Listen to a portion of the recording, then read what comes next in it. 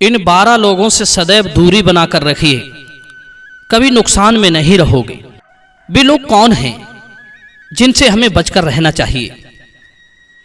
वैसे आचार्य चाणक्य ने तो यहां तक लिखा है कि मनुष्य को अपनी भलाई के लिए, अपने जीवन और धन की रक्षा के लिए नदियों से, हथियारधारियों से, बड़े बड़े नाखून वालों से, पैने सींग वाले पशुओं से, कुटिल स्त्रियों से और राज परिवार के लोगों से सदैव दूरी बनाकर रखना चाहिए, क्योंकि नदी में कभी भी बाढ़ आ सकती है, हथियारधारी कभी भी हमला कर सकता है, लंबे लंबे सींग और नाखूनों वाले पशु कभी भी आप पर आक्रमण कर सकते हैं, कुटिल स्त्रियां कभी भी झूठा लांछन लगा सकती हैं, राज परिवार का व्यक्ति यदि उसका मन फिर गया तो आपको कभी भी सजा दे सकता है।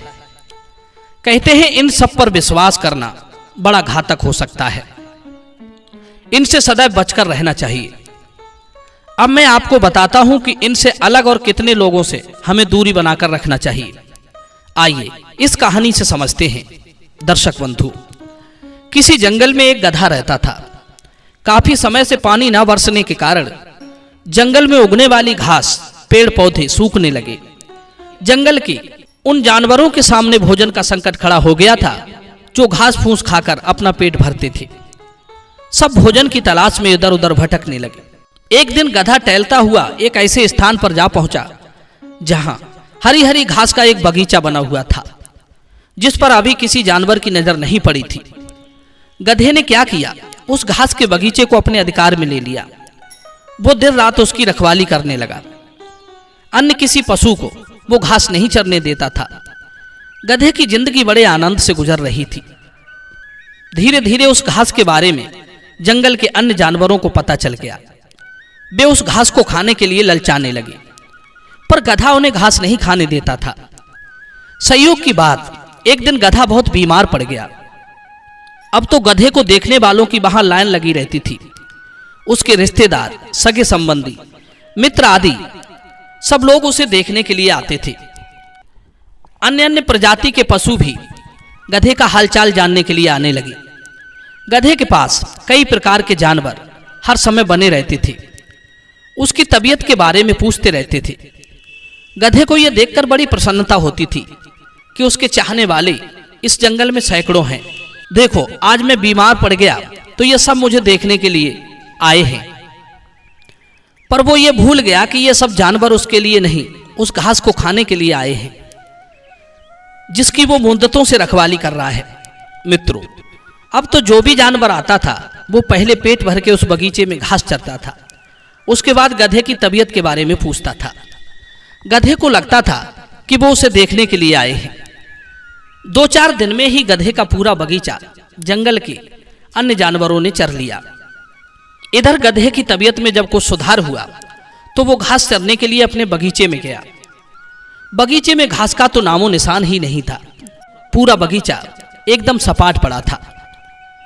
अब तो बगीचे को निहार कर गधे की तबीयत और भी ज्यादा खराब हो गई।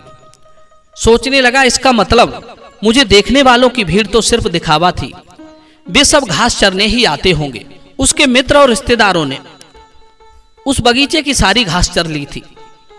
अब तो उसके पास बैठकर दुखी होने के अतिरिक्त कोई चारा नहीं था।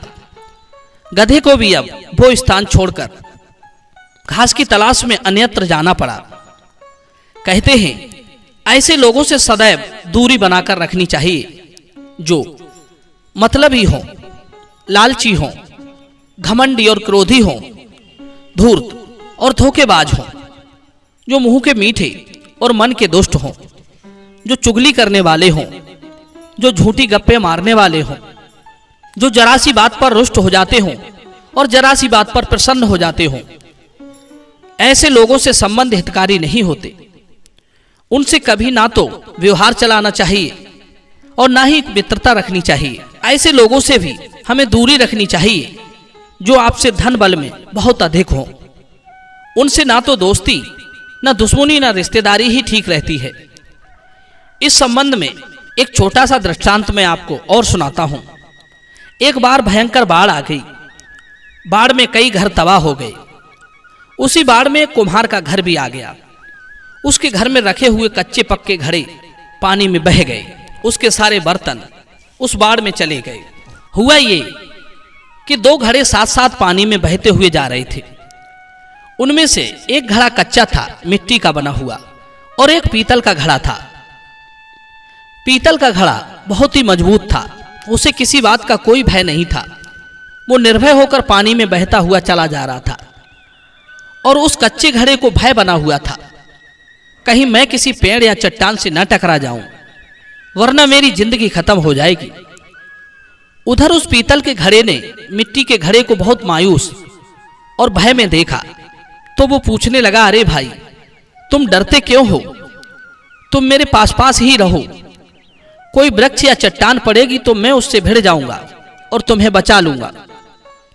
सबसे पहले मैं उससे टकराऊंगा, क्योंकि मैं मजबूत हूं। मैं तुम्हारी हर एक खतरे से रक्षा करूंगा। दर्शक बंधु, पीतल के घड़े की बात सुनकर मिट्टी का घड़ा और भी ज्यादा भयभीत हो गया। कहने लगा, मित्र, चट्टान से तो मैं बाद में टकराऊंगा, पहले मैं तुम्हारे पास आने पर ही तुमसे ही टकराकर फूट जाऊंगा। मेरी भलाई इसी में है कि मैं तुमसे दूर दूर ही चलूं। नदी की लहर के साथ यदि हम दोनों आपस में टकरा गए तो तुम्हारा तो कुछ नहीं बिगड़ेगा, मैं चूर चूर हो जाऊंगा। इसलिए कहते हैं कि कमजोर को पहले से सतर्क और बलवानों से बचकर रहना चाहिए, क्योंकि कहते हैं कि चोट में ही चोट लगती है। धन की तंगी हो तो फिर भूख और तेज लगती है। आपत्तियों में घिरे होने पर लोगों से बैर बढ़ता है, और जहां कमजोरी होती है वहां अनेक अनर्थ पैदा होते हैं। इसलिए स्वयं की कमजोरियों को जो देखकर चलता है वो कभी मुसीबत में नहीं पड़ता। मनुष्य को हमेशा अपने दोष, अपनी कमजोरियों को हमेशा देखते रहना चाहिए। यही समझदारी है।